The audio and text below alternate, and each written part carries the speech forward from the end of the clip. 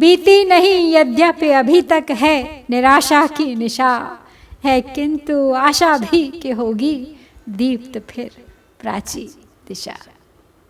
नमस्कार, स्वागत है आप सबका फिर एक बार भारत भारती की यात्रा में।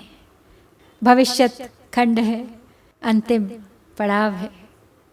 तो पहले कहकर अतीत का इतिहास गौरवान्वित किया गुप्त जी ने अतीत खंड में, और फिर दिखाया वर्तमान का दृश्य, अवसर दिया अंतर दर्शन का, आत्मनिरीक्षण का, और अब अंत में भविष्यत खंड के माध्यम से दे रहे हैं प्रेरणा, कर रहे हैं मार्गदर्शन।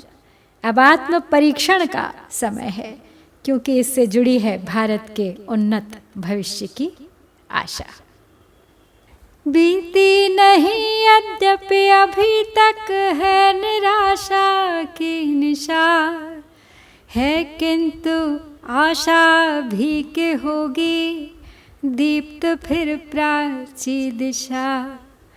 महिमा तुम्हारी ही जगत में धन्य आशे धन्य है, देखा नहीं कोई कहीं अवलंब तुम सा अन्य है।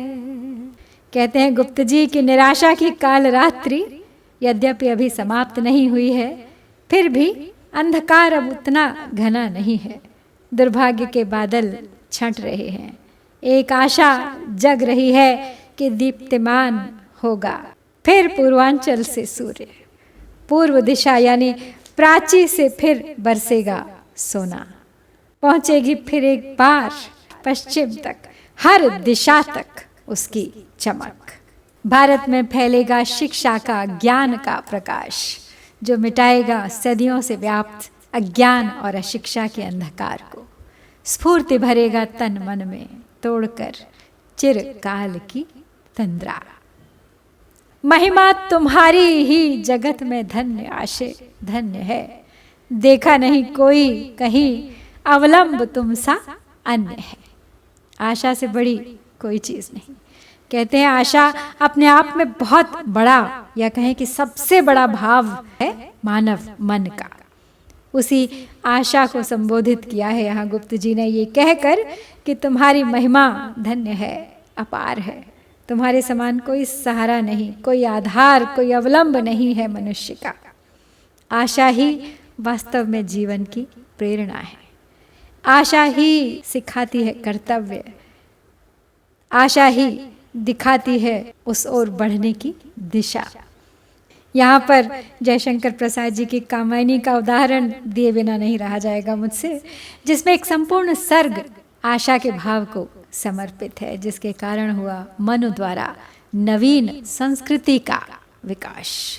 आशा ने जब एक सृष्टि की रचना कर दी, तो फिर भारत के नवीनीकरण की, भारत के नव जागरण की, उत्थान की आशा क्यों नहीं कर सकते हम। जैसे प्रलय की काल रात्रि के बाद चिंता से उठकर मनु आशा की ओर, कर्म की ओर प्रवृत्त हुए, वैसे ही हर भारतीय को तोड़कर अपनी बेबसी की बेड़ियां, वश में कर अपनी इंद्रियां, अपने मन की चंचलता, अपनी कमजोरी, उनमें स्वाभिमान जगाना है, उन्हें कर्तव्य में, नव निर्माण में लगाना है। आशे तुम्हारे ही भरोसे जी रहे हैं हम सभी, सब कुछ गया पर हाय रे तुमको न छोड़ेंगे कभी। आशे तुम्हारे ही सहारे टिक रही है यह मही, धोखा न दीजो अंत में विनती हमारी है यही। आशे तुम्हारे ही भरोसे जी रहे हैं हम सभी, सब कुछ गया पर हाय रे तुमको न छोड़ेंगे कभी। आशा से अपनी गुफ्तगू को आगे बढ़ाते हुए कहते हैं गुप्त जी कि तुम्हारा ही भरोसा हमें जिलाए हुए है, तुम्हारी ही किरण हमें जीवन दान दिए हुए है, जो सब कुछ हार जाने के बाद भी, पूर्ण अंधकार से घिर जाने के बाद भी कहीं किसी कोने को छेद कर पहुंच रही है हमारे हृदय तक। प्रण है अब यह कि हम भी तुम्हें निराश नहीं करेंगे, तुम्हारी इस किरण को डूबने नहीं देंगे अपने अंधकार में। बनाएंगे इस चिंगारी से एक मशाल और कर देंगे रोशन भारत का कण कण। आशे तुम्हारे ही सहारे टिक रही है यह मही, धोखा न दीजो अंत में विनती हमारी है यही। कहते कि बस तुम धोखा मत देना, मत पड़ना मध्यम, मत बुझ जाना किसी हल्के से झोंके से, बस जलाए रखना खुद को, यूं ही दूर से ही सही समाई रहना हमारे भीतर। जब तक जलती रहेगी हर मन में आशा, हर भारतीय बोलेगा स्वाभिमान की भाषा। यद्यपि सफलता की अभी तक सरसता चखी नहीं, हम किंतु जान रहे कि वह श्रम के बिना रखी नहीं। यद्यपि भयंकर भाव से छाई हुई है दीनता, कुछ कुछ समझने हम लगे हैं किंतु अपनी हीनता। यद्यपि सफलता की अभी तक सरसता चखी नहीं, हम किंतु जान रहे कि वह श्रम के बिना रखी नहीं। जैसे कर्म का फल बड़े इंतज़ार के बाद पकता है। एक फल रसों का भंडार है, लेकिन वो सरसता सरलता से नहीं आती है, बहुत प्रतीक्षा करवाती है, बहुत धैर्य परखती है। उसी प्रकार सफलता भी है, लेकिन जब आती है तो अपने साथ मधुरता, आनंद, सरसता, रसात्मकता लेकर आती है। उत्तम लक्ष्य रूपी बीज को जब मिलती है इरादों की दृढ़ निश्चय की उर्वरता, श्रम का खाद, तब कहीं जाकर फलता है उस संकल्प का वृक्ष। यद्यपि भयंकर भाव से छाई हुई है दीनता, कुछ कुछ समझने हम लगे हैं किंतु अपनी हीनता। हम अवगत हैं अपनी दीनता से, अपनी कमियों, अपने अभावों से। हम जानते हैं अपनी हीनता को, जिसकी भरपाई सरल नहीं है, फिर भी प्रयत्न से हर खाई भर सकते हैं हम, हर भेद मिटा सकते हैं हम, हर कमी पूरी कर सकते हैं हम, जो खोया है उसे फिर से प्राप्त कर सकते हैं हम। यद्यपि अभी तक स्वार्थ का साम्राज्य हम पर है बना, पर दिखते हैं साहसी भी और कुछ उन्नत मना। बनकर स्वयं सेवक सभी के जो उचित हित कर रहे, होकर निछावर देश पर जो जाति पर हैं मर रहे। यद्यपि अभी तक स्वार्थ का साम्राज्य हम पर है बना, पर दिखते हैं साहसी भी और कुछ उन्नत मना। हम जानते हैं कि स्वार्थ की सत्ता अभी समाप्त नहीं हुई है। स्वार्थ का साम्राज्य अपना मतलब, अपना हित साधने की भावना एक अत्यंत ही उग्र भावना होती है। स्वार्थ लोलुप अंधा हो जाता है और उस क्षण सब नैतिकता भूल जाता है। बहुत साहस चाहिए उससे ऊपर उठने के लिए। यदि ठान ले तो साहसी स्वार्थी से भी कहीं अधिक उग्र और उन्नत चित्त हो सकता है। एक सूत मात्र का अंतर होता है, केवल वही कसौटी है साहस की। बनकर स्वयं सेवक सभी के जो उचित हित कर रहे, होकर निछावर देश पर जो जाति पर हैं मर रहे। तो स्वयं सेवक होकर निस्वार्थ भाव से निःशुल्क सेवा करना बहुत बड़ी बात है। मन में सब करना चाहते हैं, परंतु जब सचमुच काम करने की घड़ी आती है तब व्यर्थ में कोई हाथ पैर हिलाना भी नहीं चाहता। बहुत कठिन है स्वयं सेवी बनकर देश हित निस्वार्थ भाव से कड़ी मेहनत करना, अपने प्राण तक देश पर न्योछावर कर देना। धन्य है वो स्वयं सेवी जो देश के लिए अपने प्राणों की बाजी लगाने से नहीं चूकते। आवश्यकता है आज अपने स्वार्थ से ऊपर उठकर कार्य करने की, तभी सफलता प्राप्त कर सकेंगे हम अपने ध्येय में। फैला निरुद्यम सब कहीं हैं, किंतु ऐसे भी अभी जिनका उपार्जन भोगते हैं देशवासी जन सभी। यद्यपि अधिक जन भाग्य को ही कोसते हैं क्लेश में, उच्चाभिलाषी वीर भी हैं किंतु कुछ कुछ देश में। फैला निरुद्यम सब कहीं है किंतु ऐसे भी अभी, जिनका उपार्जन भोगते हैं देशवासी जन सभी। यद्यपि निरुद्यम यानी अकर्मठता व्याप्त है अधिकांश भारत में, लेकिन आशा भी बंधी हुई है अभी उनसे जिनके बल पर बना हुआ है हमारा अस्तित्व, जिनकी मेहनत पर, जिनके उपार्जन, जिनकी विरासत, जिनकी कमाई जो हमने हस्तगत प्राप्त की है। ऐसे ही तरु बन गए हैं वो सदाबहार कि आज भी हम भोग रहे हैं उनके सुकर्मों के फल। उन्हीं के पद चिन्हों पर हमें चलना होगा और अपने आने वाली पीढ़ियों को यही अवलंब प्रदान करना होगा। यद्यपि अधिक जन भाग्य को ही कोसते हैं क्लेश में, उच्चाभिलाषी वीर भी हैं किंतु कुछ कुछ देश में।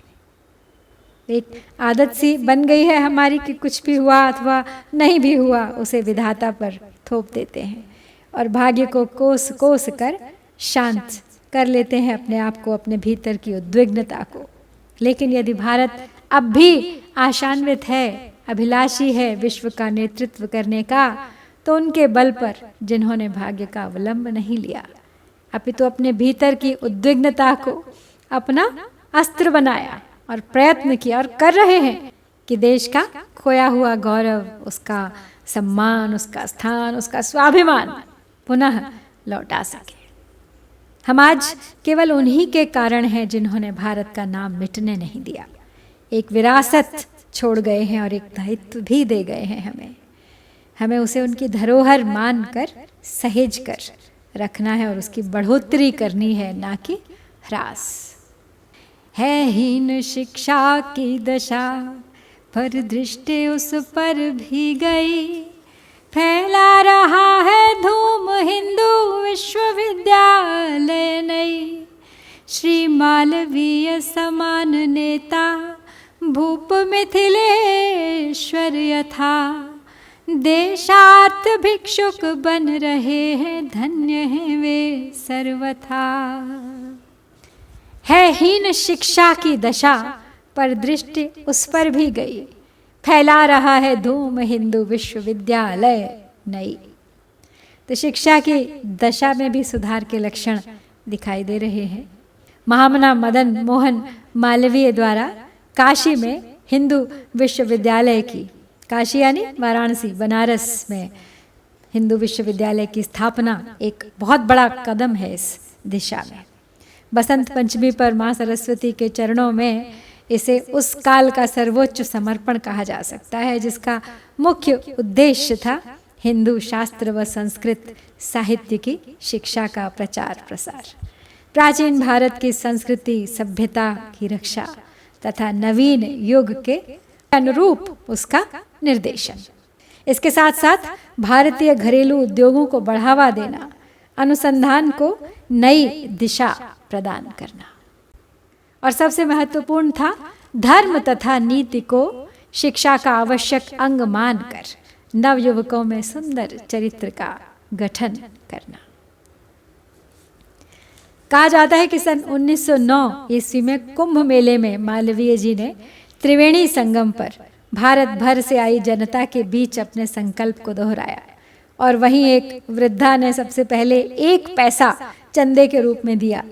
एनी बेसेंट जी का भी इसकी स्थापना में काफ़ी योगदान था।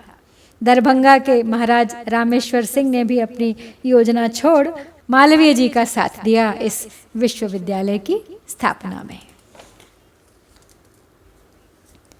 रामनगर के महाराजा प्रभु नारायण सिंह ने तो इसके लिए भूमि प्रदान की। अनेक राजे रजवाड़ों ने भी अपना अपना सहयोग दिया। श्री मालवीय समान नेता भूप मिथिलेश्वर यथा, देशार्थ भिक्षुक बन रहे हैं धन्य हैं वे सर्वथा।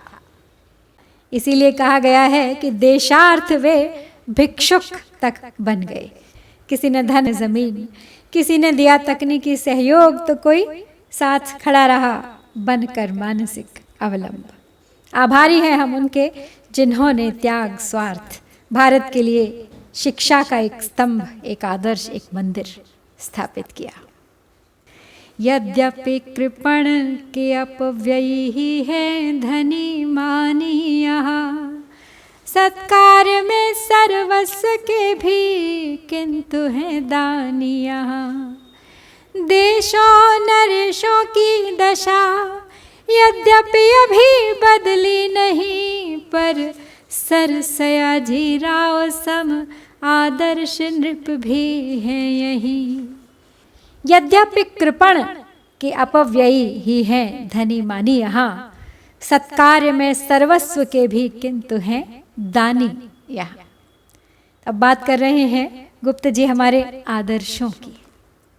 कहते हैं कि जहाँ एक तरफ धनाढ्य हैं, हम कंजूसों की बात करते हैं, अपव्ययी धनवानों की बात करते हैं, फिजूल खर्च धनिक युवाओं की बात करते हैं, वहीं आवश्यक है कि उनका भी जिक्र किया जाए जिन्होंने देश हित ऐसे दान पुण्य और परोपकार के कार्य किए कि सर्वस्व तक देश के लिए न्यौछावर कर दिया।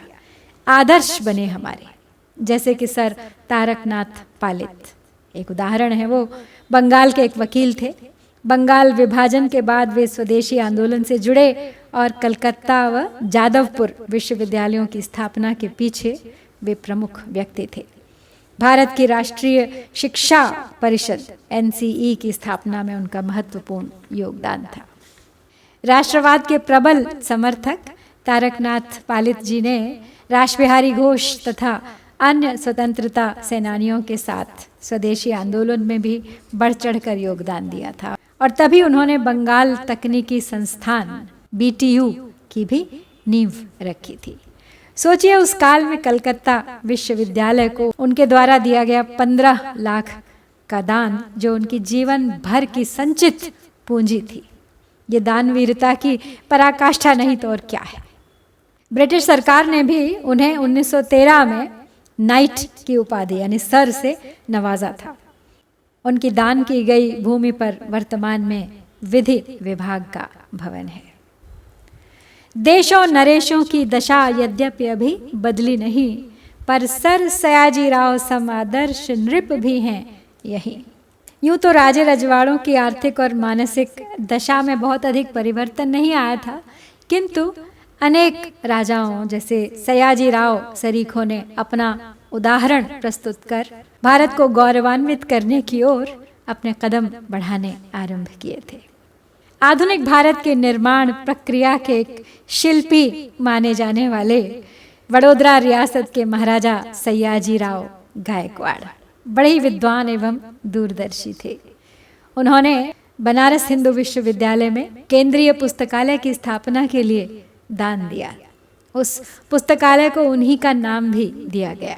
उन्हें पुस्तकालय आंदोलन का जनक भी माना जाता है। न केवल शिक्षा के क्षेत्र में अपितु बैंकिंग, रेलवे नेटवर्क व जल आपूर्ति योजनाओं के माध्यम से उन्होंने बड़ौदा के लोगों की सुविधा के लिए अनेक कार्य किए।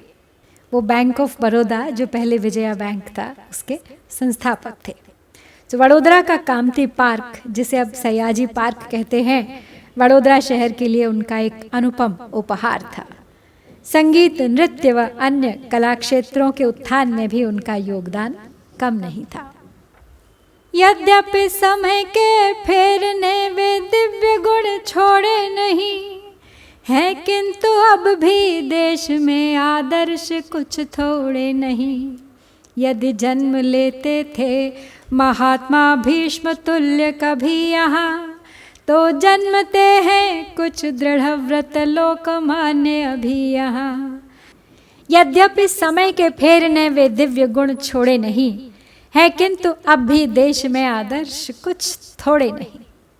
हम जानते हैं कि समय के फेरने, काल के बदलाव ने कुछ ऐसी दुर्दशा कर दी है भारत की कि जिन दिव्य गुणों की हम बात करते हैं, प्राचीन भारत की अगण्य विभूतियों को लेकर, हमारी ऋषि परंपरा और उनके शोध व अनुसंधान के कार्यों को लेकर, उन पर अब विश्वास नहीं होता।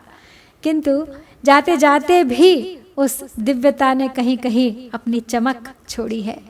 उन आदर्शों की कुछ कुछ झलक भारत के कुछ महानुभावों में आज भी दिखाई देती है। यदि जन्म लेते थे महात्मा भीष्म तुल्य कभी यहाँ, तो जन्मते हैं कुछ दृढ़व्रत लोकमान्य अभी यहाँ। तो भीष्म प्रतिज्ञा करने वाले देवव्रत पितामह भीष्म जिस देश में जन्मे, उसी देश ने दृढ़ व्रतधारी लोकमान्य तिलक को भी जन्म दिया। स्वराज मेरा जन्म सिद्ध अधिकार है और उसे मैं लेकर रहूंगा। अपनी इस प्रतिज्ञा के लिए वो जिए और अपने उस प्रण पर ही अडिग रहकर उसे पूर्ण कर भारतीयों को स्वराज का मार्ग दिखाया। स्वतंत्रता संग्राम के पहले लोकप्रिय नेता थे वे, और अंग्रेज खुद उन्हें भारतीय अशांति के जनक यानी पिता कहते थे, और अपने पत्र केसरी के माध्यम से भारतीयों को जागरूक करते रहे। जन साधारण को जागृत करने का बीड़ा उठाया था उन्होंने। जेल भी गए, किंतु उनके इरादे में लेश मात्र भी ढिलाई नहीं आई। अनेकों किताबें लिख डाली हिंदुत्व के पुनरुत्थान के हित, जिनमें शामिल हैं Gita Rahasya, Hindu philosophy of life, ethics and religion और the Arctic home of the Vedas, और भी कई। श्री राम मोहन राय स्वामी दयानंद सरस्वती उत्पन्न करती है अभी यह मेदिनी ऐसे व्रती। साफल्य पूर्वक हैं जिन्होंने स्वमत संस्थाएं रची, है धूम सारे देश में जिनके विचारों से मची। श्री राम मोहन राय स्वामी दयानंद सरस्वती उत्पन्न करती है अभी यह मेदिनी ऐसे व्रती। तो अब भी यह मेदिनी, ये धरती, ये भारत भूमि समय समय पर हरित होती है, वीर प्रसूता बनती है। इसीलिए आशा का दामन नहीं छूटता कभी हमसे। राजा राम मोहन राय स्वामी दयानंद सरस्वती जैसे समाज सुधारकों, धर्मावलंबी, नीति शास्त्र के विशेषज्ञों व विचारकों ने भारत माता की कोख का मान बढ़ाया है। ऐसे महान व्रतधारी महापुरुषों के रहते भारत की स्वाधीनता का स्वप्न सत्य न हो, ऐसा हो नहीं सकता। ब्रह्म समाज के संस्थापक राजा राम मोहन राय बने भारतीय पुनर्जागरण के अग्रदूत। ईस्ट इंडिया कंपनी की नौकरी पर लात मारकर स्वयं को राष्ट्र सेवा में झोंक दिया। दोहरी लड़ाई लड़नी थी उन्हें। एक थी आंतरिक अंधविश्वास और कुरीतियों से जकड़े स्वयं अपने भारत से, और दूसरी थी भारत की स्वतंत्रता की लड़ाई अंग्रेजों से। बाल विवाह, सती प्रथा, जातिवाद, कर्मकांड, पर्दा प्रथा, इन सब का भरपूर विरोध किया उन्होंने। आधुनिक चिकित्सा प्रौद्योगिकी और विज्ञान के अध्ययन को लोकप्रिय बनाना उनका लक्ष्य था। उन्नति की दौड़ में पिछड़ते भारत के सिर जीत का ताज पहनाना सरल नहीं था, और स्वामी दयानंद सरस्वती ने तो आंदोलन ही छेड़ दिया वैदिक धर्म के सत्य से समाज को अवगत कराने के लिए। और ये करने के लिए उन्होंने वैदिक संस्कृत और साथ साथ हिंदी टिप्पणी दोनों का प्रयोग किया। आर्य समाज के संस्थापक थे वे, और अपनी महान कृति सत्यार्थ प्रकाश के माध्यम से उन्होंने समाज के समक्ष वेदों के दर्शन और मानव जीवन के, हिंदू धर्म के विभिन्न विचारों और कर्तव्यों का स्पष्टीकरण प्रस्तुत किया। महिलाओं के लिए समान अधिकारों को बढ़ावा देना भी उनका प्रमुख लक्ष्य था। ये मात्र उदाहरण नहीं है, प्रेरणा स्रोत है वर्तमान पीढ़ी के लिए। वे कहना चाह रहे हैं कि लक्ष्य असंभव नहीं है। यदि ठान लो तुम कोई महान व्रत इस मेदिनी की रक्षार्थ, अपनी भारत माता के उत्थान के लिए, भारत माँ की कोख सूनी नहीं हुई है भी, वो आज भी ऐसे महान व्रतधारी उत्पन्न करती है, कर सकती है, जिनका लोहा विश्व मानता है और सदा मानता रहेगा। साफल्य पूर्वक हैं जिन्होंने स्वमत संस्थाएं रची, है धूम सारे देश में जिनके विचारों से मची। पराधीन भारत में जन्मे और कठिनाइयों का सामना करते हुए भी अपने मत को, भारतीयों के कल्याण को सर्वोपरि रख अनेकों समाज सेवी संस्थाओं को अपने कंधों पर खड़ा किया और धूम मचा दी समूचे भारत में अपने विचारों से। कहते हैं गुप्त जी आगे उदाहरण देते हुए कुछ और साहसी भारतीयों का, कुछ महान व्रतधारियों का, भारत माता की संतानों का जो पराधीन भारत में जन्मे और कठिनाइयों का सामना करते हुए भी अपने मत को, भारतीयों के कल्याण को सर्वोपरि रख अनेकों समाज सेवी संस्थाओं को अपने कंधों पर खड़ा किया जिन्होंने, और धूम मचा दी समूचे भारत में अपने विचारों से। श्री राम कृष्णोपम महात्मा राम तीर्थोपम यति, ऐसे जनों से आज भी यह भूमि बनती वसुमती। द्विजवर्य ईश्वर चंद्र सम होते दया सागर यहीं, देवेंद्र नाथ समान ऋषि अन्यत्र मिल सकते नहीं। श्री राम कृष्णोपम महात्मा राम तीर्थोपम यति, ऐसे जनों से आज भी यह भूमि बनती वसुमती। रामकृष्ण परमहंस जैसे महात्मा और वेदांत दर्शन के अनुयायी और स्वामी रामतीर्थ जैसे महान संत, इन सब पुण्यात्माओं ने ही इस भारत भूमि, इस वसुमती को वसुंधरा बनाया है। कौन नहीं जानता भारत के महान संत और आध्यात्मिक गुरु और विचारक रामकृष्ण परमहंस को, जिन्होंने सर्वधर्म समभाव को सर्वोपरि रखा। उनके चुंबकीय आकर्षक व्यक्तित्व ने विश्व भर में शांति मूलक चेतना का प्रसार किया। एक ही संदेश था उनका कि आप लोग देश और ज्ञान के लिए सहर्ष प्राणों का उत्सर्ग कर सकते हैं, और ये वेदांत के अनुकूल है। वे कहते थे कि जितना सुख साधनों पर भरोसा करोगे उसी अनुपात में इच्छाएं बढ़ेंगी। शाश्वत शांति का एकमात्र उपाय है आत्मज्ञान। अपने आप को पहचानो, तुम स्वयं ईश्वर हो। और स्वामी रामतीर्थ तो अपना संदेश लेकर अमेरिका और जापान तक हो आए। 2 वर्ष प्रवास किया उन्होंने 1902 से 1904। उन्होंने कहा था कि भारत भूमि मेरा शरीर है, कन्याकुमारी मेरे पैर हैं और हिमालय मेरा शीश है। द्विजवर्य ईश्वर चंद्र सम होते दया सागर यहीं, देवेंद्र नाथ समान ऋषि अन्यत्र मिल सकते नहीं। बंगाल के प्रसिद्ध दार्शनिक, शिक्षाविद, समाज सुधारक, लेखक, अनुवादक, मुद्रक, प्रकाशक ईश्वर चंद्र बंदोपाध्याय, उनके उद्यम, परोपकार और दानशीलता से कौन परिचित नहीं है।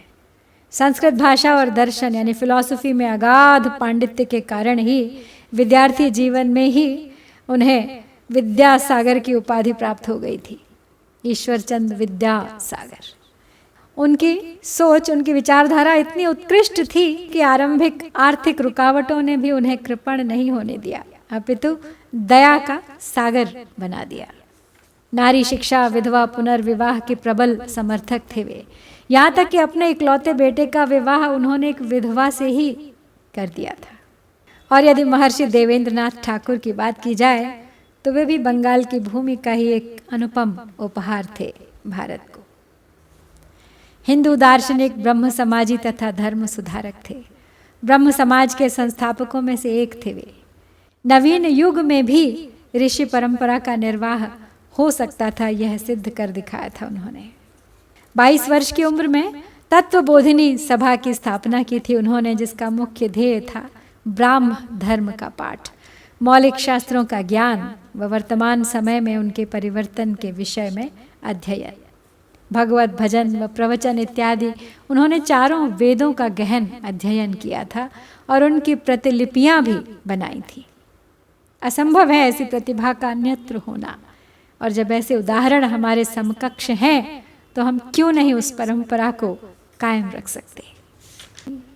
राजेंद्र लाल समान विद्वत रत्न होते हैं यहाँ, जगदीश और प्रफुल्ल सम विज्ञान वेता है कहाँ।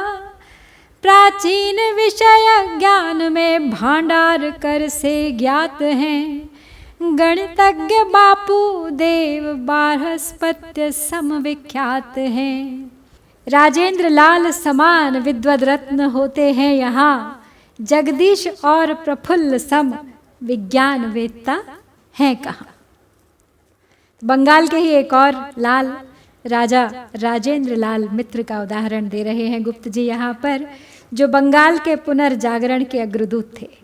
उन्हें प्रथम भारतविद और बहुज्ञ बहुआयामी यानी पॉलीमैथ भी कहा जाता था। बंगाल के वैज्ञानिक इतिहास के प्रथम रचयिता थे। एक पुरातत्वविद के रूप में भी ख्याति प्राप्त की थी उन्होंने। उनकी बहुमुखी योग्यताओं के कारण सरकार ने उन्हें पहले राय बहादुर और फिर 1888 में राजा की उपाधि देकर सम्मानित किया था। उनका कहना था कि राष्ट्र प्रेम का यह अर्थ नहीं कि हमारा अतीत अच्छा हो या बुरा, हमें फिर भी उससे प्रेम करते रहना चाहिए। वे कहते थे कि अतीत के सत्य को स्वीकार कर, अच्छे पर गर्व कर, उससे प्रेरणा ले, स्वयं को देश को विकसित करो और बुरे से यदि कुछ सीख सको तो सीख लो, अन्यथा उसे जितना शीघ्र हो त्याग दो, भुला दो। विज्ञान और साहित्य क्षेत्र में और भी बहुत उदाहरण हैं भारत की विभूतियों के। भारत के प्रसिद्ध वैज्ञानिक, महान उद्यमी, शिक्षक और रसायनज्ञ प्रफुल्ल चंद्र राय और जगदीश चंद्र बोस, जिन्हें भौतिकी, जीव विज्ञान, वनस्पति विज्ञान और पुरातत्व का गहरा ज्ञान था। रेडियो और सूक्ष्म तरंगों पर कार्य करने वाले वे पहले वैज्ञानिक थे। वे विज्ञान कथा साहित्य भी लिखा करते थे। और प्रफुल्ल चंद्र राय केवल आधुनिक रसायन शास्त्र के प्रथम भारतीय प्रवक्ता ही नहीं थे, बल्कि उन्होंने भारत में रसायन उद्योग की नींव भी डाली थी। उन्हें नाइट्राइट्स का मास्टर कहा जाता था। इतिहास से बहुत प्रेम था उन्हें और 10-12 वर्षों तक गहरा अध्ययन कर उन्होंने हिंदू रसायन का इतिहास नामक एक महत्वपूर्ण ग्रंथ लिखा था और कई यूरोपीय भाषाओं में इसको अनुवाद भी किया गया। भारत में ही नहीं बल्कि इन्हें डरहम यूनिवर्सिटी में डॉक्टर ऑफ साइंस की उपाधि से भी नवाजा गया।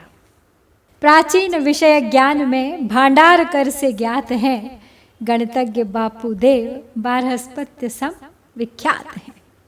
तो प्राचीन विषयक ज्ञान अर्थात इतिहास के ज्ञान की बात करें तो भांडारकर, पूर्वात्य इतिहासकार और समाज सुधारक रामकृष्ण गोपाल भांडारकर समान कोई अन्य नाम नहीं मिलता। पहले आधुनिक स्वदेशी इतिहासकार थे वे। राष्ट्रवादी चेतना के धनी Bhandarkar all India social conference के सक्रिय सदस्य थे, अखिल भारतीय सामयिक सम्मेलन, और अपने समय में सामाजिक आंदोलनों में उनकी बहुत बड़ी भूमिका थी। प्रमुखतः विधवा विवाह के समर्थन में, जाति प्रथा और बाल विवाह के विरोध में। इसके अलावा गणित के क्षेत्र में तो भारत सदा अग्रणी ही रहा है। आधुनिक काल में उस परंपरा को जीवित रखने वालों में महामहोपाध्याय पंडित बापूदेव शास्त्री का नाम प्रमुख है। काशी संस्कृत कॉलेज के ज्योतिष के मुख्य अध्यापक थे वे पाश्चात्य खगोलिकी, एस्ट्रोनॉमी दोनों के प्रोफेसर थे।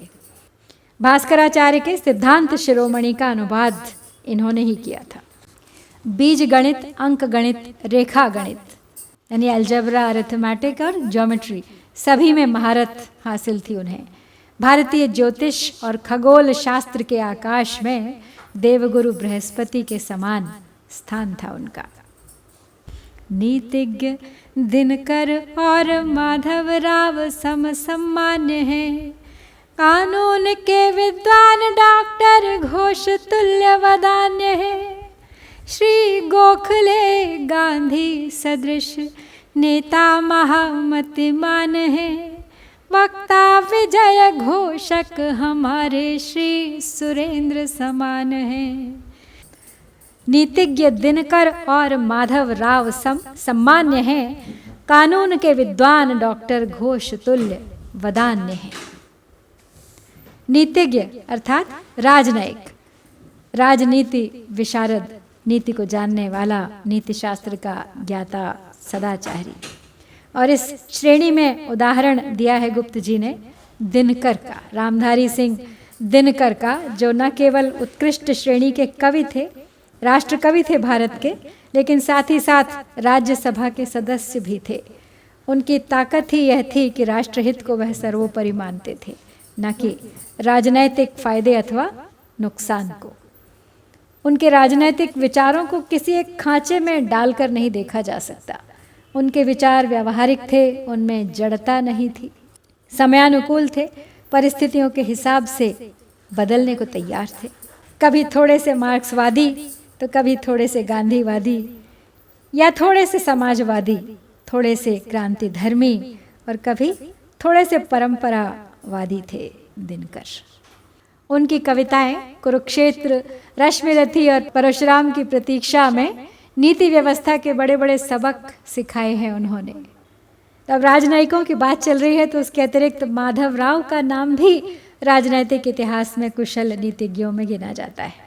और कानून के विद्वानों की बात की जाए तो मनमोहन घोष का नाम उल्लेखनीय है, जो भारतीय मूल के पहले बैरिस्टर थे। वे महिलाओं की शिक्षा के क्षेत्र में अपने योगदान के लिए और संगठित राष्ट्रीय राजनीति की स्थापना के लिए विशेष रूप से जाने जाते हैं। श्री गोखले गांधी सदृश नेता महामतिमान हैं, वक्ता विजय घोषक हमारे श्री सुरेंद्र समान हैं। अब नेताओं की बात करें तो भारत ने गोपाल कृष्ण गोखले और गांधी जैसे नेता दिए हैं हमें।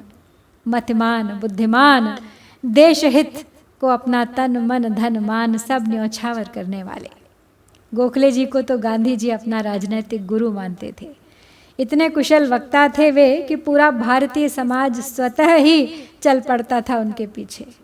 सुरेंद्र अर्थात सुरों का राजा इंद्र, तो सदा अपने विजय घोष से 10 दिशाओं को गुंजित करने वाले वे देवराज से बिल्कुल कम नहीं हैं।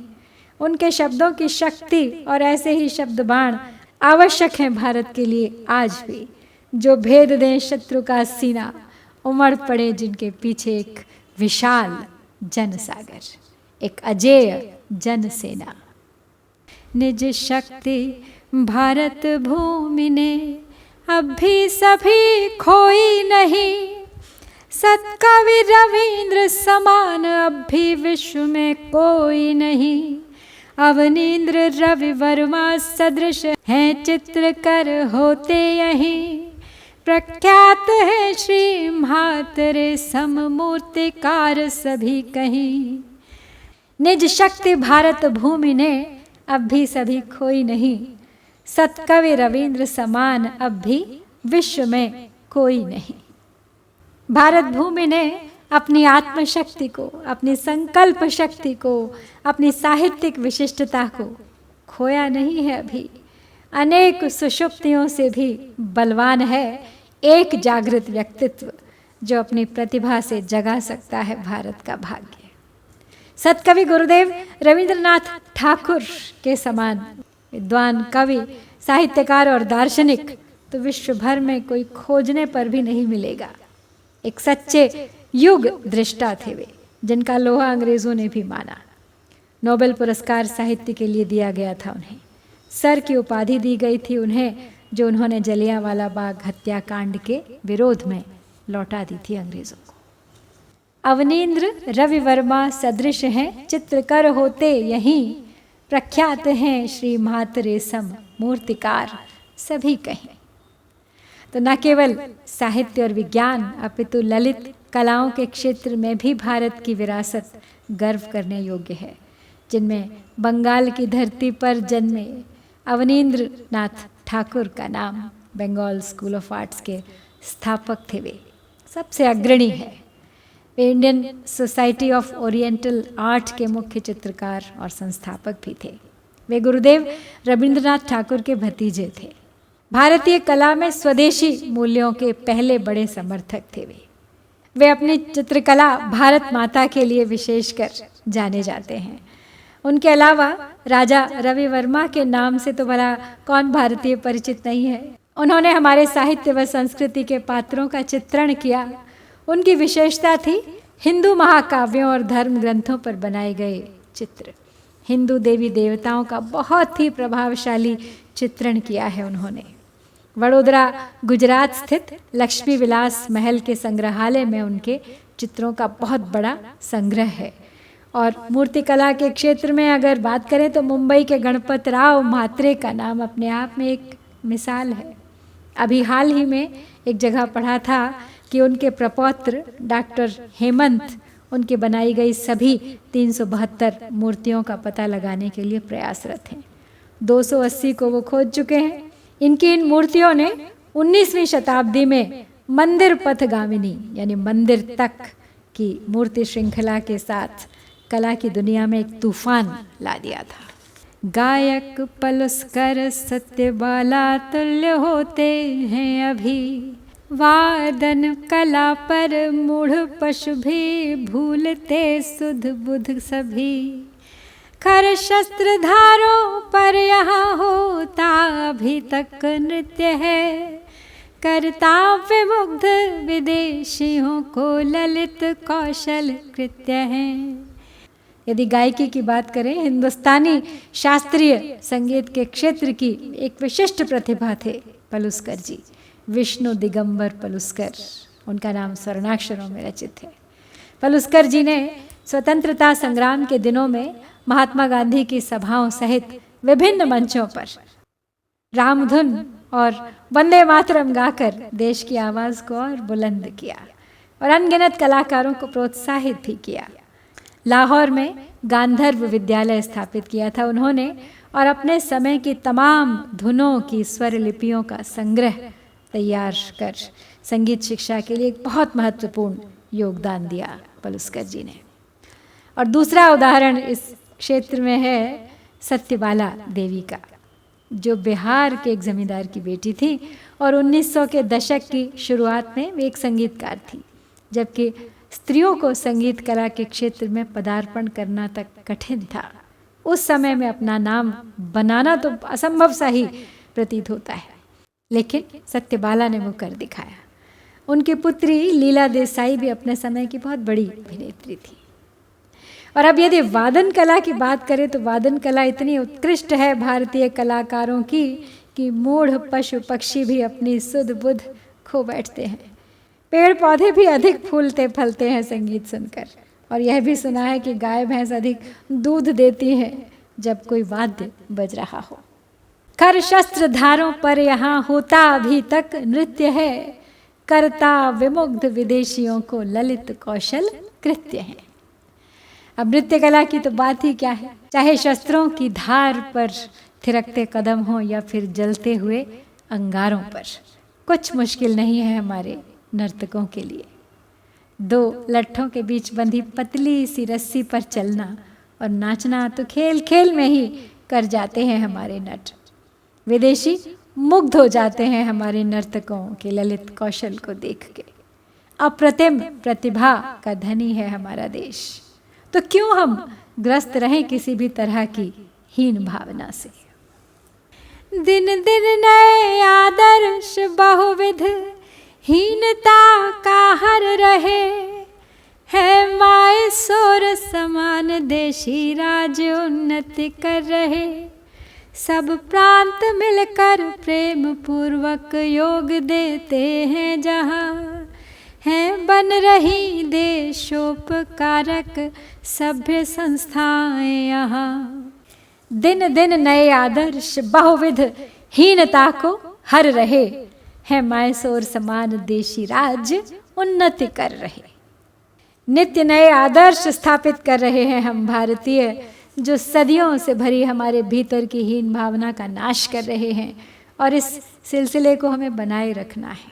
नित्य नए कीर्तिमान बन रहे हैं भारत में कि अब किसी विदेशी का मुंह तकने की आवश्यकता नहीं है। हमें अपना भविष्य हम स्वयं लिखने में सक्षम हैं। मैसूर आदि हमारे अनेक राज्य उन्नति के पथ पर अग्रसर हैं। भारतीय इतिहास में पहली बार यहाँ शिक्षा का अधिकार सभी के लिए खुला है, स्त्री हो या पुरुष, किसी भी धर्म जाति वर्ण का क्यों ना हो। सब प्रांत मिलकर प्रेम पूर्वक योग देते हैं जहाँ, हैं बन रही देशोपकारक सभ्य संस्थाएं यहाँ। विविधता में एकता का, सर्वधर्म समभाव का अद्भुत उदाहरण है भारत देश। सभी प्रांत मिलकर एकजुट हो रहे हैं। भारत के छोटे छोटे रजवाड़े सब एक छत्र एक भारत के परचम तले आकर देश की अखंडता का प्रमाण दे रहे हैं। अनेकों देशोपकारक संस्थाएं स्थापित हो रही हैं। चारों ओर हर प्रांत में देश जुड़ रहा है। देश की अंतरात्मा जाग उठी है। जागृति का समय है, क्रांति का समय है और तैयार है भारतवर्ष इस परिवर्तन के लिए। प्राचीन और नवीन अपनी सब दशा आलोच्य है, अब भी हमारी अस्ति है, यद्यपि अवस्था शोच्य है। कर्तव्य करना चाहिए, होगी न क्या प्रभु को दया। सुख दुख कुछ हो एक साही, सब समय किसका गया। सुख दुख कुछ हो एक साही, सब समय किसका गया। प्राचीन और नवीन अपनी सब दशा आलोच्य है, अब भी हमारी अस्ति है, यद्यपि अवस्था शोच्य है। इतिहास साक्षी है कि भारत का प्राचीन काल एक स्वर्णिम काल था, जो कारण बना के भारत की ओर रुख किया आक्रांताओं ने। सोने की चिड़िया जो था सबके लिए, मध्यकाल ने देखा भारतीयों का दमन, लेकिन पर काट दिए उस सोने की चिड़िया के उन्होंने। और अब आधुनिक काल है, पूर्वावलोकन का काल, पुनर्जागरण का काल, भविष्य की ओर, अपने उत्तरदायित्व की ओर बढ़ने का काल। हर काल में हम आलोचना का विषय रहे हैं, हर काल में कहीं ना कहीं थोड़ा चूक गए हैं, लेकिन अपनी हस्ती मिटी नहीं है, अभी खोया नहीं है हमने अपना अस्तित्व। भारत का नाम आज भी दैदीप्यमान है, यद्यपि आज परिस्थिति ऐसी है, शोचनीय है दशा हमारी। बहुत काम करना है, बहुत बड़ा लक्ष्य है हमारे सामने, लेकिन आशा बंधी हुई है, हौसला पूरा है, हम तत्पर हैं। कर्तव्य करना चाहिए, होगी न क्या प्रभु की दया। सुख दुख कुछ हो एक साही, सब समय किसका गया। अपने कर्तव्य पर हमें दृढ़ रहना है। परीक्षा की घड़ी है, अवश्य प्रभु की दया दृष्टि कृपा दृष्टि हम पर पड़ेगी। समय सदा एक सा नहीं रहता। भारत जाग रहा है, दौड़ रहा है, लेकर हाथ में जागृति की मशाल। अटल है विश्वास कि हम होंगे कामयाब, फिर बनेगा भारत एक बार विश्व गुरु। अनुकूल अवसर पर दयामय फिर दया दिखलाएंगे, वे दिन यहाँ फिर आएंगे, फिर आएंगे, फिर आएंगे। हर भारतीय की आशा है यही। और आज चलिए इसी संकल्प के साथ विदा लेती हूँ आपसे। शीघ्र लौटूंगी अगली कड़ी लेकर, जो है हमारी भारत भारती की इस यात्रा का अंतिम अध्याय। सुनते रहिए, बने रहिए अंत तक मेरे साथ, और सदा की तरह चलते चलते एक बार दोहरा लीजिए मेरे साथ आज के पढ़े भी पद्य। बीती नहीं यद्यपि अभी तक है निराशा की निशान है, किंतु आशा भी के होगी दीप्त फिर प्राची दिशा। महिमा तुम्हारी ही जगत में धन्य आशे धन्य है, देखा नहीं कोई कहीं अवलंब तुम सा अन्य है। आशे तुम्हारे ही भरोसे जी रहे हैं हम सभी, सब कुछ गया पर हाय रे तुमको न छोड़ेंगे कभी।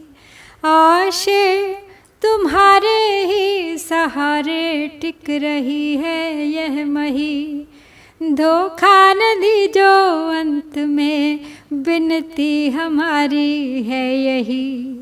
यद्यपि सफलता की अभी तक सरसता चखी नहीं, हम किंतु जान रहे कि वह श्रम के बिना रखी नहीं। यद्यपि भयंकर भाव से छाई हुई है दीनता, कुछ कुछ समझने हम लगे हैं किंतु अपनी हीनता। यद्यपि अभी तक स्वार्थ का साम्राज्य हम पर है बना, पर दिखते हैं साहसी भी और कुछ उन्नत मना। बनकर स्वयं सेवक सभी के जो उचित हित कर रहे, होकर निछावर देश पर जो जाति पर हैं मर रहे।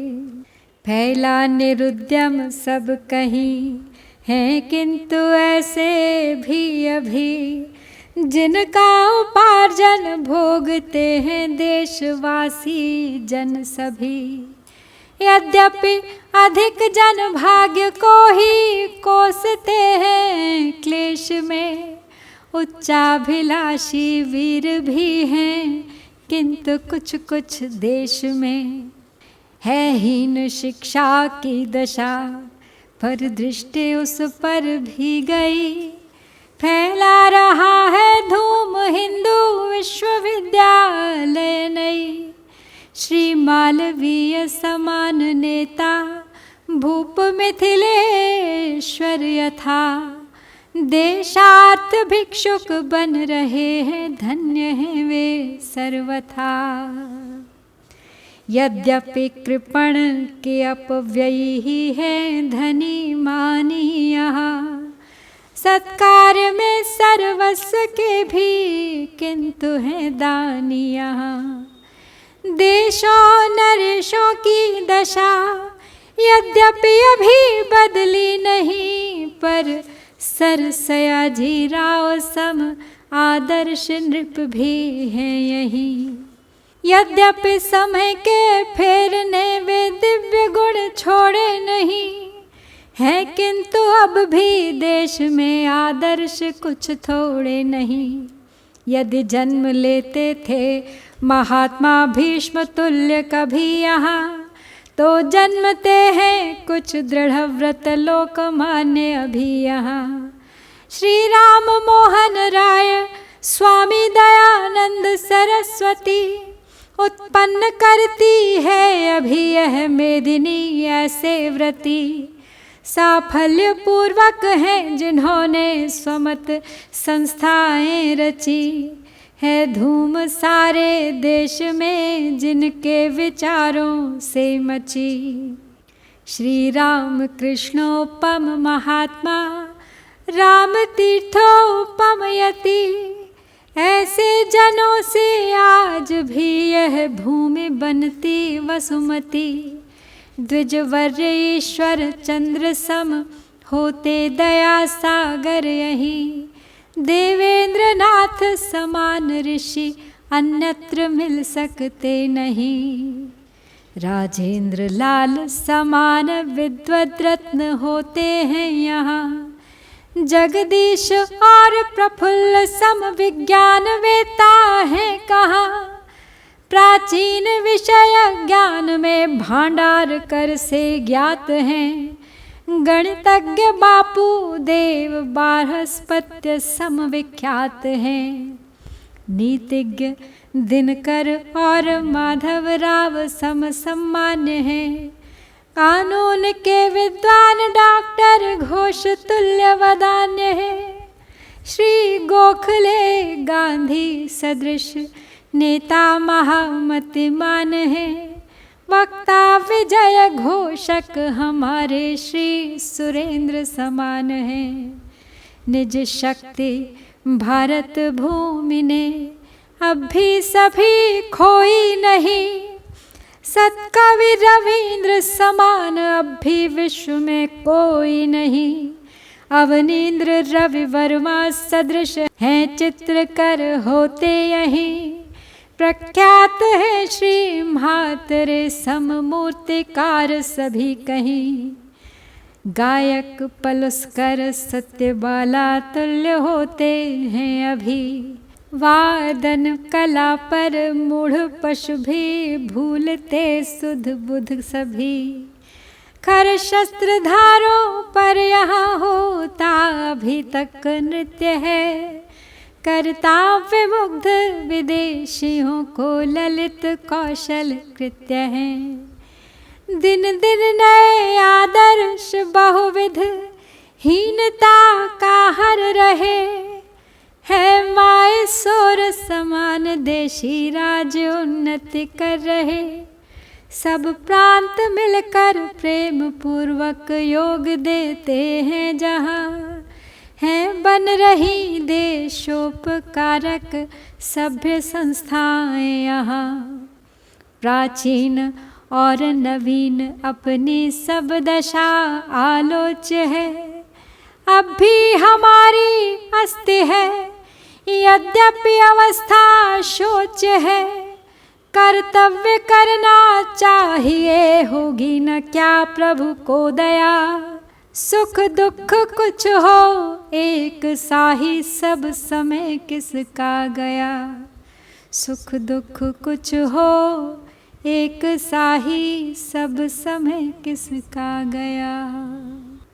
जय भारत जय भारती।